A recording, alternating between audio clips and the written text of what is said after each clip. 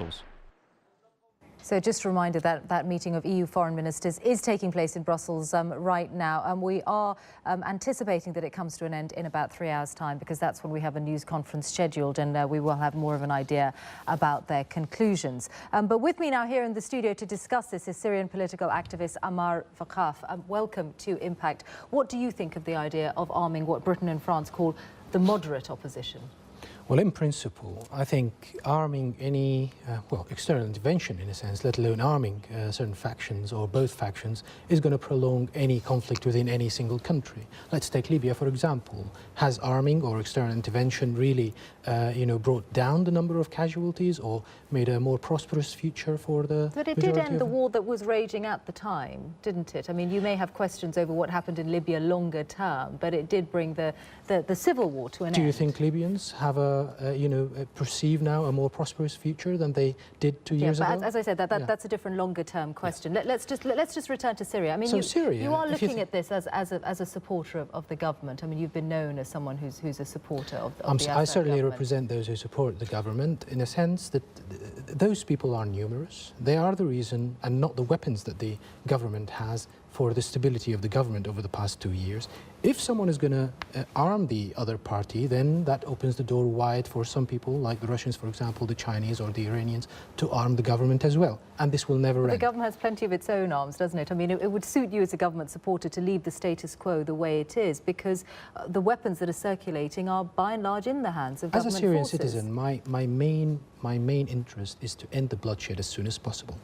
Now, we have a defragmented opposition. We have two basic factions, the political factions, that is pretty much hosted by the West and nurtured by the West, and we have the warlords on the ground. Now, these two have a power struggle in between them, and there is a bit of ideology behind that. And those on the ground say, well, the word should be for those who are in the trenches, not for those who are in the hotels.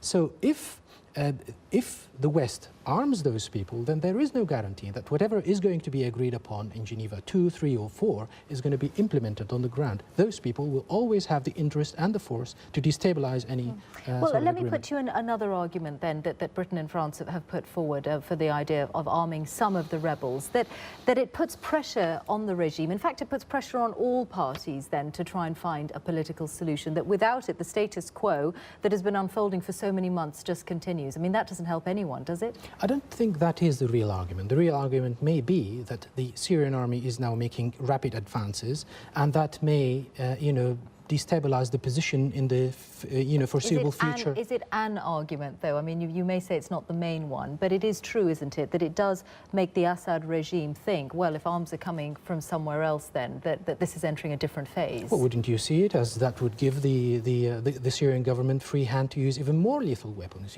How much are you going to...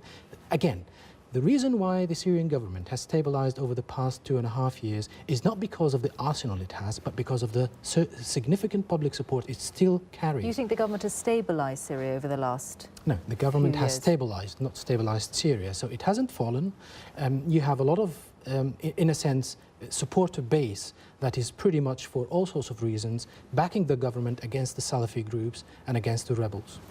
Ammar Waqqaf, thanks very much for talking to us. As I said, we are going to have a news conference from the EU foreign ministers in about 3 hours' time, so we'll get to know more of their thoughts at that point. And of course, there's lots more coverage of Syria on the BBC website right now, including a piece written by my colleague Lise Doucet about this very issue, the international divisions that have so far prevented an agreement on how to end the conflict. bbc.com/news.